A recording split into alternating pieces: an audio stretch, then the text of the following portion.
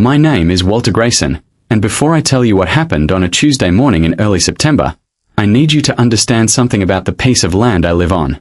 It isn't a subdivision lot with a postage stamp yard. It's 11 acres that has been in my family since 1961, back when this whole area was nothing but soybean fields and gravel roads. My grandfather bought it. My father worked it. And when he passed, it came to me. Somewhere along the way, developers moved in around us. They built a community called Fox Hollow Estates, with matching mailboxes, uniform shutters, and a homeowners association that governed every single one of those cookie-cutter houses. My property was never part of that development. It predates it by decades. But because the county redrew some boundary lines when Fox Hollow was approved, my land now sits technically adjacent to their gate, close enough that the HOA decided, at some point, that my little farm was an eyesore they had a right to complain about. I want to be clear about something before I go further. I am not a difficult neighbor. I keep my property tidy. I mow the front acreage. I don't let junk pile up. My only real offense, according to the HOA, was that I owned a tractor, a 1978 Massey Ferguson that I inherited from my father and restored myself over 2 winters, and I sometimes parked it near the edge of my own driveway, which happened to run parallel to one of their access roads. That's the whole story. A tractor. On my own land. Visible, apparently, from a community road that isn't even mine. Now let me tell you about Deborah Vance. Deborah was the president of the Fox Hollow Homeowners Association, and if you have ever dealt with someone who treats a volunteer board position like a seat in the United States Senate, you already know the type. She wore a visor even indoors. She carried a clipboard to the mailbox. She had strong opinions about grass height, holiday lighting timelines, and, apparently, tractors that weren't even parked on property she had any legal authority over. The first time she confronted me, it was through a letter. Official HOA letterhead, even though my property wasn't in the HOA. It cited aesthetic guidelines and demanded that I relocate agricultural equipment out of view of the community entrance within 10 business days.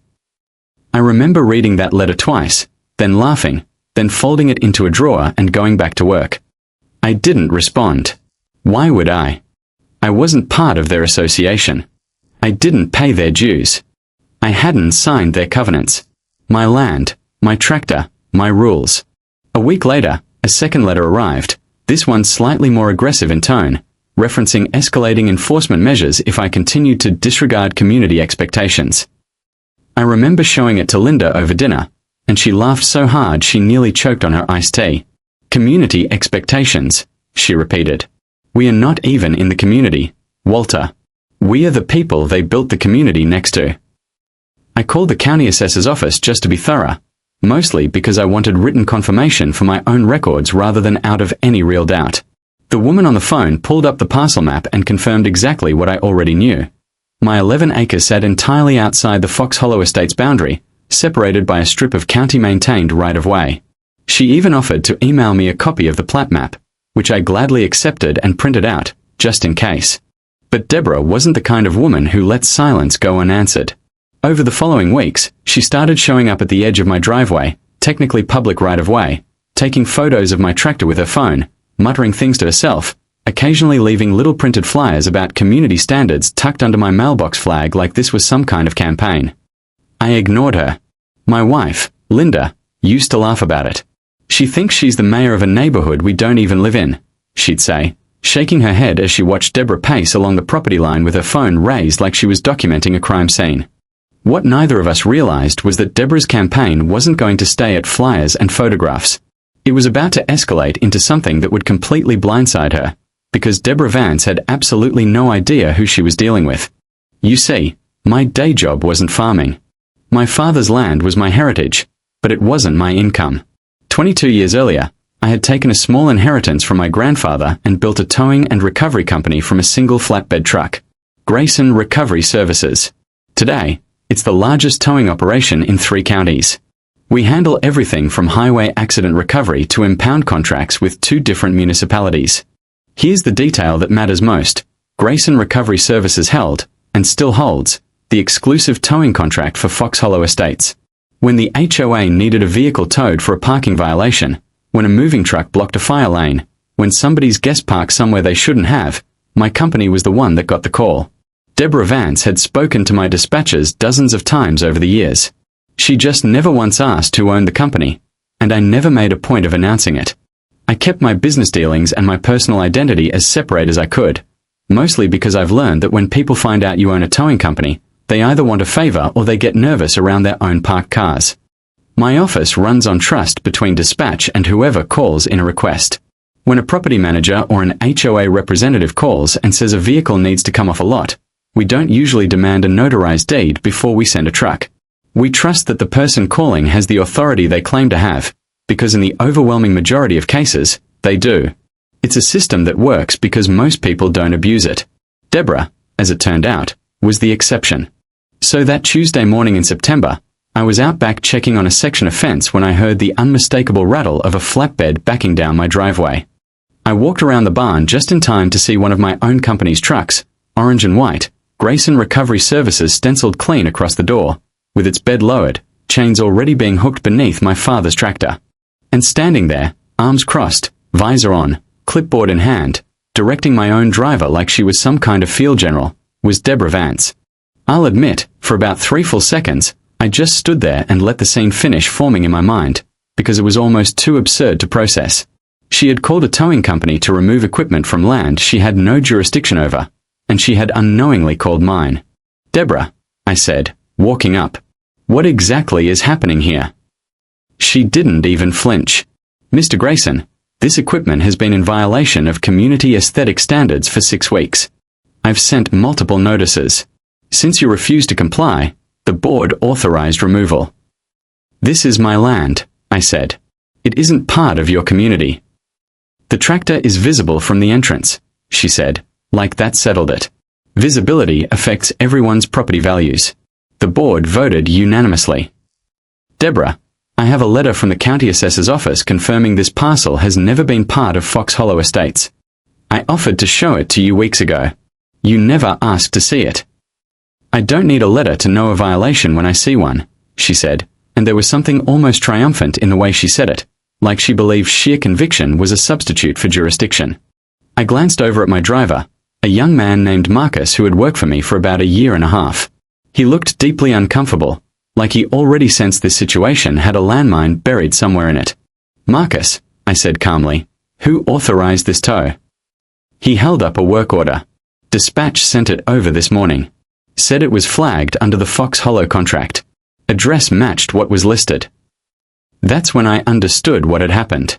My office manager, Renee, had received a call from someone identifying themselves as an HOA representative, referencing an address that bordered the development, and had processed it the way she processes every other call from that account, trusting that whoever called in had the authority to request it.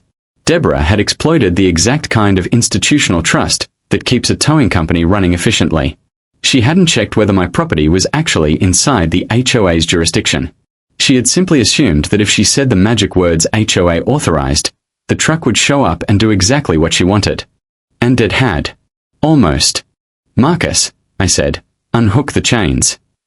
He blinked. Sir. Unhook them. This tow isn't authorized. This property isn't part of the Fox Hollow contract, and even if it were, HOAs don't have authority to remove personal property from privately owned land without a court order. Deborah's arms tightened across her chest. Excuse me, but I have every right to call for removal of a violation. You have the right to call, I said. You don't have the right to have it happen. There's a difference. I turned back to Marcus. Go ahead. He unhooked the chains, looking somewhere between relieved and terrified, like he'd just watched a car pass through an intersection a half-second before a collision. Deborah's face had gone through several shades of red at that point. This truck is under contract with our community. You can't just interfere with company operations. I let a beat of silence sit there before I answered, mostly because I wanted her to really absorb what I was about to say. Deborah, I don't just have an opinion about this company's operations. I own this company. For a moment, she genuinely didn't seem to register the sentence. Her eyes moved from me, to the truck door with Grayson Recovery Services printed across it, to Marcus, and back to me again, like she was trying to run the math and getting a different answer every time. You own Grayson Recovery. 22 years now, I said. I started it with one truck. We hold your community's towing contract, which means every vehicle you've ever had removed from a fire lane, every guest car towed from a reserved spot, that's been my company, my drivers, my equipment. And this morning, apparently, my own truck was sent to remove my own property from my own land, based on a phone call from someone with absolutely no authority to request it. I want to describe her expression at that moment, because it's honestly one of the more satisfying things I've witnessed in years. It wasn't quite panic. It was closer to the look you get when the floor you've been standing on turns out to be a trapdoor. The office told me this was standard procedure, she stammered. Your office told you what you wanted to hear, I said. Because you called in a fabricated violation and used the HOA's name to authorize the removal of equipment from a property that was never under HOA jurisdiction in the first place. That's not a parking dispute, Deborah. That's requesting an unauthorized removal of private property. In most states, that opens you up to both civil liability and, depending on how a prosecutor wants to read it, potential criminal exposure for theft of property or fraud. She tried to recover some ground. The board authorized this. It wasn't just me. Then the board authorized theft from a property they have no legal standing over, I said. Which means this isn't just your problem anymore. It's the entire board's problem. I'd start thinking about how you're going to explain that at the next meeting. At this point, Linda had come out onto the porch, drawn by the sound of the truck, and was standing there with her arms crossed, watching the whole scene unfold with an expression that told me she was already composing how she'd tell this story to her sister on the phone that night. Deborah made one more attempt. I could have this handled through proper legal channels. You certainly could have, I said. 6 weeks ago, when you sent that first letter, you could have consulted an actual attorney, who would have told you that the HOA has zero jurisdiction over this parcel. Instead, you spent 6 weeks taking photos of my tractor from the public road and then decided to escalate to unauthorized removal. That's not a legal channel, Deborah. That's a decision you made, and it's one you're going to have to answer for. She didn't say anything else. She turned, walked back toward the Fox Hollow entrance, and didn't look back. Now, if this were a simpler story, that would be the end of it. A satisfying confrontation, a red-faced HOA president walking away, and the tractor sitting safely back in my driveway. But real accountability doesn't always end with a single conversation, and I wanted to make sure this situation actually resolved the way it should, rather than just fading into an awkward memory that Deborah would quietly bury. The first thing I did was call my attorney, a sharp, no-nonsense woman named Priya Anand who had handled contract work for Grayson Recovery for over a decade. I explained what had happened, the letters, the photographs, the phone call, the attempted tow. She was quiet for a moment, then said something I'll never forget. Walter, this isn't just an HOA overreach story. This is a documented pattern of harassment escalating into an attempted unauthorized seizure of property. You have paper trail on the letters. You likely have call logs on your end showing who authorized the tow request. This is worth pursuing, at minimum to protect yourself from it happening again, either from her or from someone else who thinks HOA authority stretches further than it does. We requested the call recording from dispatch. Every incoming request at Grayson Recovery gets logged and recorded. Standard practice for any towing company that wants to avoid disputes. Renee pulled the file, and sure enough, there it was. Deborah Vance's voice, clear as day, identifying herself as Fox Hollow HOA Community Standards Officer and requesting removal of agricultural equipment in violation of community guidelines at an address that, on paper, matched a property description close enough to mine that it slipped past standard verification. We requested the call recording from dispatch. Every incoming request at Grayson Recovery gets logged and recorded. Standard practice for any towing company that wants to avoid disputes. Renee pulled the file, and sure enough, there it was. Deborah Vance's voice, clear as day, identifying herself as Fox Hollow HOA Community Standards Officer and requesting removal of agricultural equipment in violation of community guidelines at an address that, on paper, matched a property description close enough to mine that it slipped past standard verification. Renee felt terrible about it, and I told her not to. The system had worked exactly the way it was designed to work for 22 years without a problem, because until Deborah, nobody had ever tried to weaponize it against a property outside our contract. Still, we used the incident to tighten our own procedures. From that point forward, any HOA authorized removal request would require the requesting party to confirm the address fell within the boundaries listed on our contract file, cross-checked against the county parcel map before a truck was ever dispatched. It was a small fix, but it meant nobody else would slip through the same gap Deborah had found. That recording became important, because 2 days later, I received a call from the Fox Hollow HOA's board treasurer, a mild-mannered man named Gerald Hoyt, who sounded like he'd rather be doing almost anything else than making that phone call. "Mr. Grayson," he said, "I want to apologize on behalf of the board. We were told this was a routine violation removal within our jurisdiction. We didn't realize the property in question wasn't part of Fox Hollow." "I appreciate you calling," I said, "but I want to be honest with you, Gerald. This wasn't a mistake made in good faith. Deborah had 6 weeks of correspondence with me, plenty of time to confirm jurisdiction before authorizing anything. She chose not to." There was a long pause. "The board is aware there may be some accountability needed there," he said carefully. I told him I wasn't interested in causing unnecessary trouble for the whole community over one person's overreach, but that I did expect 2 things. First, a formal written acknowledgement from the board that my property was never within HOA jurisdiction, to close the door on any future disputes. Second, an internal review of how a removal request had been authorized and processed without any jurisdictional verification, since that same gap could just as easily be used against an actual Fox Hollow resident down the line. Gerald agreed to both, and I have to say, credit where it's due, the board followed through. Within a week, I had a signed letter on official letterhead confirming my property boundary had never fallen under HOA authority, along with an acknowledgement that the September incident had been an unauthorized removal request. But the story doesn't end quietly there either, because apparently the next HOA meeting became something of a spectacle. I wasn't there myself, but Linda's friend Carol lives in Fox Hollow and gave us the play-by-play a few days later over coffee. According to Carol, when the topic came up under old business, several residents who had grown tired of Deborah's aggressive enforcement style over the years, apparently the tractor wasn't her first overreach, just the most dramatic, used the opportunity to voice complaints that had been building for a long time. One resident brought up an incident from the prior spring where Deborah had insisted on citation for a basketball hoop that had technically been grandfathered in before the current guidelines were adopted. Another resident mentioned a dispute over holiday lighting timing that had escalated into a shouting match at a neighbor's front door. A third resident, an older gentleman named Frank who apparently rarely spoke at meetings, stood up and said he'd been waiting 2 years for someone to finally hold Deborah accountable for treating the board's limited authority like it was a personal fiefdom. Carol said the meeting ran almost 2 hours longer than scheduled, and by the end of it, the board had voted to open a formal review of Deborah's conduct as president, with new term limit language proposed for future board elections specifically requiring jurisdictional training before any enforcement actions could be authorized.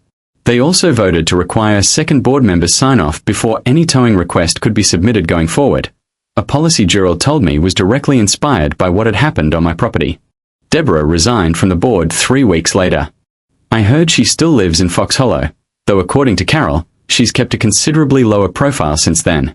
No more flyers. No more photographs from the property line. No more clipboard patrols. As for the tractor, it's still parked exactly where it always was, right at the edge of my driveway, easily visible from the Fox Hollow entrance if anyone driving by happens to glance over. I never moved it. I never intended to. I want to take a moment here, away from the drama of the story itself, to talk about why I think this whole situation matters beyond just being a satisfying tale of comeuppance. Homeowners associations exist for legitimate reasons. Maintaining shared standards, preserving property values within a community, and giving residents a structured way to resolve disputes among themselves. Those are reasonable goals when the authority is used properly and within its actual legal boundaries. The problem isn't HOAs as a concept.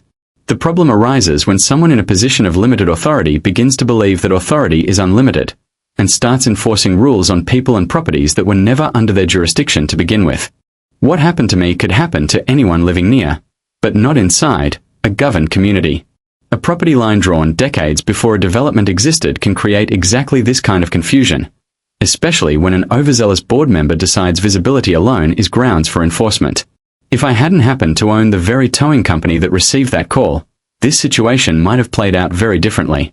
My tractor could have been hauled off my own land, and I would have spent weeks, possibly months, fighting through paperwork, phone calls, and legal channels just to get back a piece of equipment that should never have been touched in the first place. I think about that version of events sometimes, the one where I'm not the owner of a towing company, just an ordinary landowner standing in my driveway watching a stranger's truck haul away my father's tractor with nothing but a clipboard and a confident tone to justify it. That version happens to people every day, in every state, and most of them don't have the resources or the paper trail to fight back the way I could. That's really what stuck with me most after everything settled down. It wasn't the satisfaction of the reveal. It was the reminder of how easily overreach like that can succeed against someone with fewer advantages than I happen to have. That's really the lesson at the center of this whole story. Know your boundaries, both the literal property lines and the limits of any authority someone claims to hold over you. Keep your paperwork. Keep your correspondence. If a governing body, whether it's an HOA, a management company, or anyone else, starts pressuring you over something outside their actual jurisdiction, don't just get frustrated and ignore it. Document everything, because you may need that paper trail exactly when you least expect to. And if you ever find yourself facing down someone standing in your driveway with a clipboard and an inflated sense of authority, my advice is simple. Stay calm, stay polite, and let the facts do the talking. Don't raise your voice, don't make threats, and don't give anyone a reason to twist the story around on you later. In my case, the facts happened to be printed on the door of the truck she called to fight me with, but even without that stroke of coincidence, a folder full of letters, photos, and phone records would have carried the day eventually. The truth has a way of surfacing, even when it takes longer than you'd like. Deborah Vance spent 6 weeks trying to force me off equipment that was never hers to touch. In the end, all she really accomplished was making sure that every single person in that meeting room learned exactly where the line between community standards and personal overreach sits, and learned it from the one story in the neighborhood nobody was ever going to forget. The tractor still runs, by the way. Every spring, I take it out, tune up the engine, and drive it along the very edge of that property line, right where Deborah used to stand with her camera. I don't do it to provoke anyone.